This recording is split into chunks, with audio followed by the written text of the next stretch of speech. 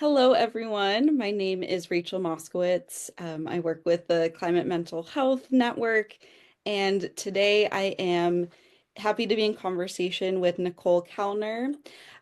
Nicole is the founder of Arts and Climate Change, an organization that uses art as a tool for climate communication. She creates educational content for all ages and recently published a coloring book about clean energy called Electrify Everything and teaches a Climate Art 101 course. She uses watercolors to help visualize the world we want to live in. Thank you so much for being here, and I'm excited to have a conversation on color and climate emotion and how art is used to both address and express climate emotions. And I'd love to begin by just asking you, what is climate storytelling? How do you define that? And how can color psychology help with the, communication of climate and climate change? Yeah. So I think climate storytelling has a lot of forms it can take, and it's about using, art as a medium to help people connect with climate on a human level. So sharing information in a way that touches people and they relate to, and then I like to think of like how can they be inspired to take action.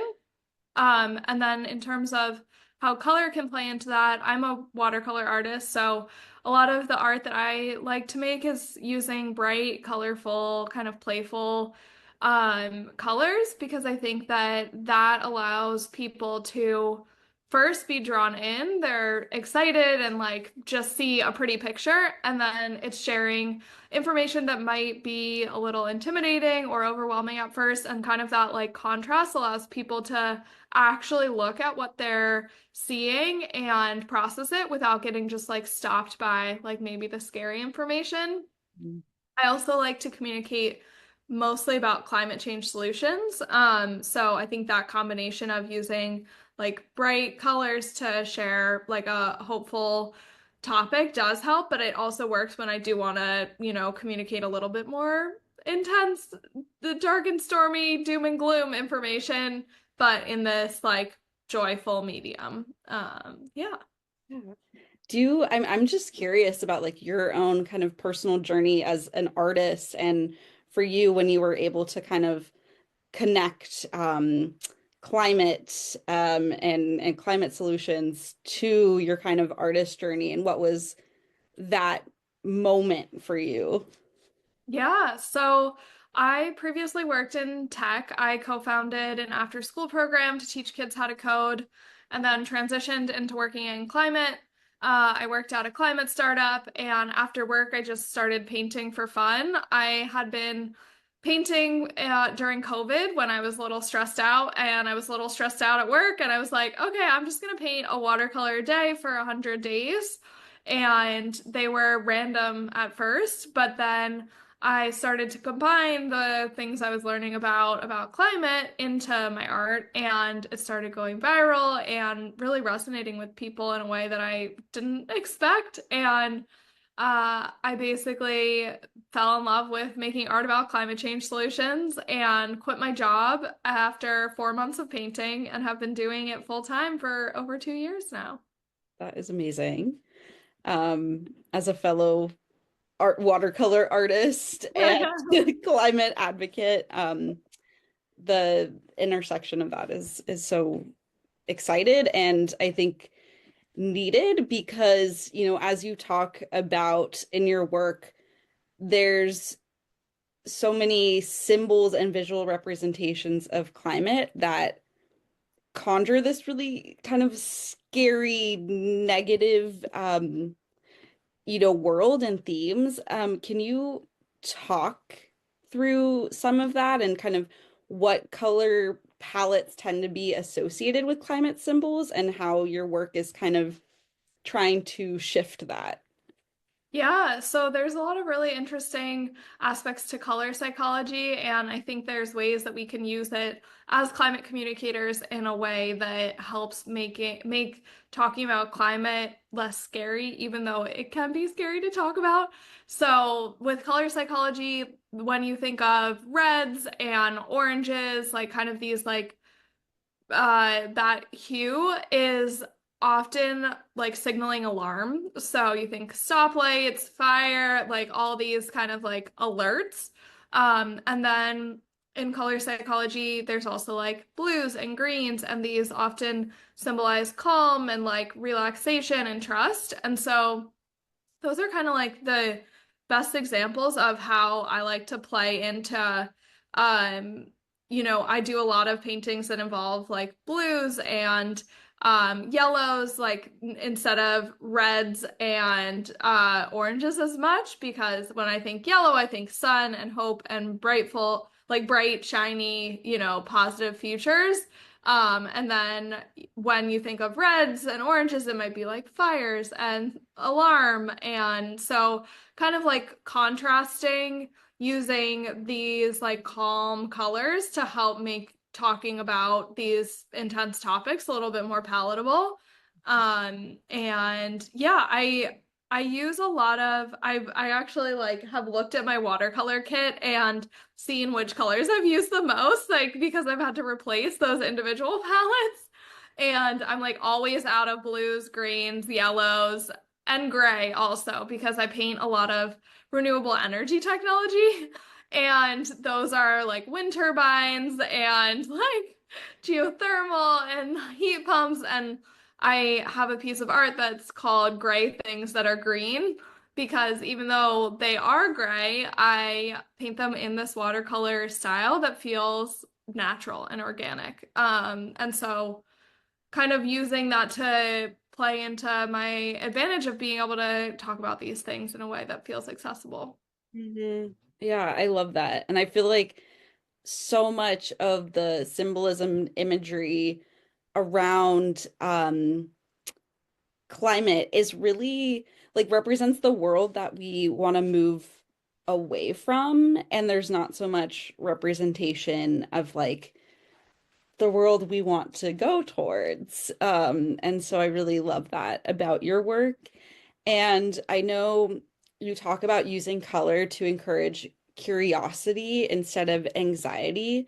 Are there other kind of feelings and emotions that you hope to conjure in your work and hope for people to see when they interact with it? Yeah, one thing that I've tried to do in more of my recent pieces is find a call to action that I can add because I try to make sure each piece helps people learn something new, but I also wanted to connect with like a correlated action. So maybe that's signing a petition or something that's like takes them just a minute, but they are getting involved. And so I think that that has been helpful because I really do want to inspire climate action through art. Hmm. Love that. And I'm curious, what it is about kind of watercolors that draws you so much as a medium. Because I know for me, there's something about like the flow of watercolors and this kind of dance with them. I just, yeah, I've always been drawn to watercolors as a medium, so I'm curious, like for you, kind of why that is your preferred medium. Yeah, I've honestly, so I grew up taking every art class I could all through like elementary to high school. I didn't take any art classes in college. I didn't study art and didn't ever think that I would be an artist. And growing up, we didn't do watercolors in high school, so it was not like I had this like innate skill for them. I took like one watercolor class while I was traveling in Southeast Asia like 5 years ago and just like got this like tiny little kit that I fell in love with, and it was pretty instant. Um, and picked it back up during COVID as like a classic COVID hobby, and just found it very therapeutic. And I think that there's something really meditative about it, and it doesn't feel like I have to get it right. Like there's a lot of fluidity and just like seeing the colors all blend together and how they bleed. Like I just love it. And I'm a really tactile person, so sometimes a medium just feels good and sometimes it doesn't. Like I don't like oil pastels, but I love watercolors. I've never liked acrylic paint that much. Like it just doesn't feel good on the canvas to me in the same way that watercolors do. So, yeah, it's just like it's my favorite. I agree. For me as well, I love the layering you can get and Yeah. how it kind of you can be in control to an extent, but then it kind of like creates its own world, which I love. And it feels very accessible in a way to me as well. And I think, part of these video series, we want to encourage people that art is a really powerful way to be able to engage with and address our own climate emotions and a pathway for climate activism. And I know you're offering a new course. Do you mind talking a bit about that and workshops that you offer? Yeah, so I teach a Climate Art 101 course, which has been honestly one of my favorite things I've ever done. I used to work in education, so being able to like tie together all of my like pedagogy knowledge into this whole other field, and create a really like interactive project-based learning experience where students make art every single day for a month, all about climate, and learn how to use art as a tool for climate communication. There's a whole module on like art for climate anxiety, and those are really nice and calm and meditative. I have like 5 different creativity meditations, and yeah, I've had like over 100 students go through it, and there's been like over 300 pieces of climate art created just in the past 2 years. And that's beautiful. I'm like, I can't believe I get to see all this. And the like Slack group, it's just like the most inspiring little feed. I'm like, oh, this makes me want to make more art too. Um, yeah, so I love that a lot. Yeah, we need more art in the world and especially climate art, I believe. And do you see, is there like a wide range of ages that come to the workshops? Yeah, it's mostly like adults. I would say like we might have had like one college student, but it's mostly like working professionals who work in climate and like have a creative part of themselves that they've lost a little touch with and would like to like bring that into their daily life. Or people who are transitioning into climate and want to, express themselves while learning about climate change. And yeah, it's like a global community. There's people from all around the world, and there's a good amount of, I feel like there's one community that found it through Third Act. So I think there's like a good amount of retired folks too that are expressing themselves in really beautiful ways. So I love the intergenerational component of it too. Yeah. That's fantastic. Um, I wanted to end by asking you about your process of working on the watercolor version of the Climate Mental Health Network, Climate Emotions Wheel, which if you all have not checked out yet, it's a really amazing resource to be able to locate and identify our climate emotions. And we have several different versions of that. And Nicole helped create the really beautiful watercolor climate emotions wheel that I've used several times in workshops. And I'm curious, to hear what that process was like for you and interpreting that. Yeah, that was one of my favorite projects to work on because it's so beautiful and connects all of my favorite things.